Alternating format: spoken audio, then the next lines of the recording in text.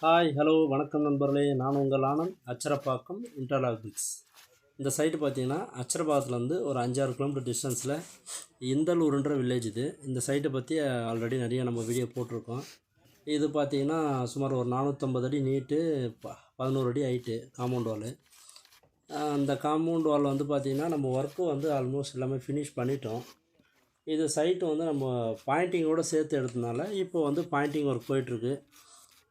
இப்போ நம்ம பாயிண்டிங் பண்ணிகிட்ருக்கோம். இந்த பாயிண்டிங்னு பார்த்தீங்கன்னா நம்ம வந்து நைஸ் மண், சிமெண்ட்டு இது ரெண்டுத்தையும் மிக்ஸ் பண்ணி பண்ணலாம். அது ஒரு மெத்தடு. அதோட டைரெக்டாக சிமெண்ட்டை மட்டும் யூஸ் பண்ணலாம், 2 மெத்தடு.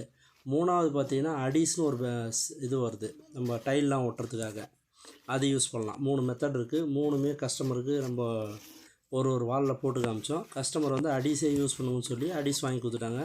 அதனால் நம்ம அடிஸ் தான் யூஸ் பண்ணிகிட்ருக்கோம். இது பார்த்திங்கன்னா நம்ம யூஸ் பண்ணுற மெத்தடே வந்து ஒரு 2-3 டைப்பாக பண்ணலாம். பட்டி தகடு வச்சு இப்போ பண்ணுறோம். இந்த வால் பட்டி தகடு வச்சு பண்ணுறோம். பட்டி தகடு வச்சு பண்ணிவிட்டு ஃபுல்லாக கம்ப்ளீட்டாக தொடப்பம் போட்டு க்ளீன் பண்ணிவிட்டு பட்டி தகடுலேயே சுரண்டிட்டு பார்த்தீங்கன்னா காஞ்ச உடனே பார்த்திங்கன்னா நல்லா நீட்டாக இருக்கும். அந்த மாதிரி ஒரு மெத்தட் பண்ணலாம். இது பார்த்தீங்கன்னா தெரியும், க்ளீனாக இருக்கும். இதிலே வந்து காடி வச்சும் பண்ணுவாங்க, காடி இல்லாமல் மட்டமாகவும் பண்ணுவாங்க. கஸ்டமர் வந்து மட்டமாக பண்ணி கொடுங்கன்னு கேட்டதுனால நம்ம வந்து மட்டமாக ப்ளைனாக பண்ணி கொடுத்துட்டோம்.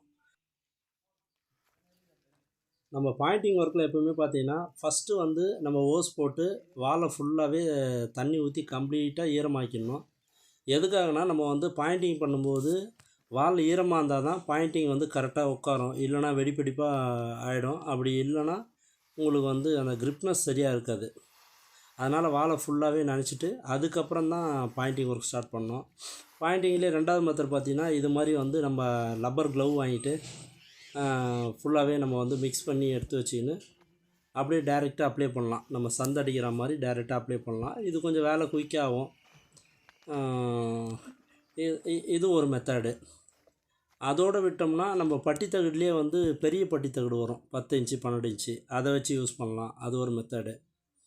அது மாதிரி உங்களுக்கு எது பெஸ்ட்டாக இருக்கோ அந்த மாதிரி டிஃப்ரெண்ட் மெத்தடில் யூஸ் பண்ணலாம்.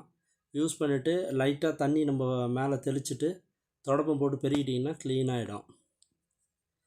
இது அடிஸ் பார்த்திங்கன்னா நம்ம ஒரு பாண்டில் கொட்டிட்டு ஒரு பேஸ்ட் மாதிரி தண்ணி மிக்ஸ் பண்ணி எடுத்து நம்ம அப்படியே அப்ளை பண்ணோம்னா நல்லா க்ரிப்பாக பிடிச்சிக்கும்.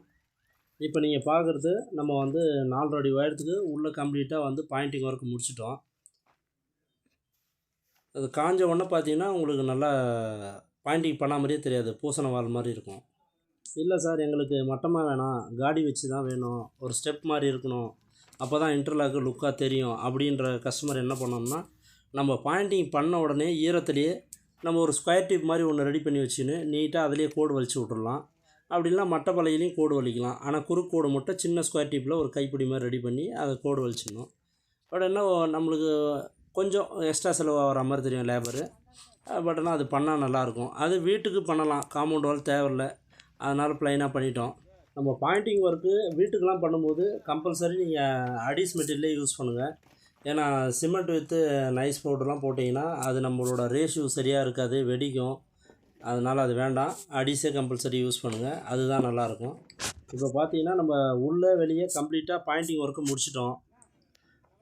ஒரு சில இடத்துல அன்ஃபினிஷிங்காக இருக்கும். அது என்னென்னு பார்த்தீங்கன்னா காலமு, பெல்த்து பீமு, இந்த மேல் டாப் பீமு இதில் தான் அன்ஃபினிஷிங் இருக்கும். அது கூட கஸ்டமர் என்ன பண்ணுறாங்கன்னா ஃபுல்லாகவே கம்ப்ளீட்டாக பட்டை கட்டி வேலையை ஃபினிஷ் பண்ண போகிறாங்க. அது பட்டை கட்டி முடித்த உடனே ஃபினிஷிங் வீடியோ நான் போடுறேன், பாருங்கள். அது மாதிரி நம்ம சேனலை சப்ஸ்கிரைப் பண்ணாதவங்க பண்ணுங்கள், லைக் பண்ணுங்கள், ஷேர் பண்ணுங்கள், கமெண்ட் பண்ணுங்கள். தேங்க்யூ நண்பர்களே. அடுத்த ஒரு நல்ல வீடியோவில் பார்ப்போம். பாய்.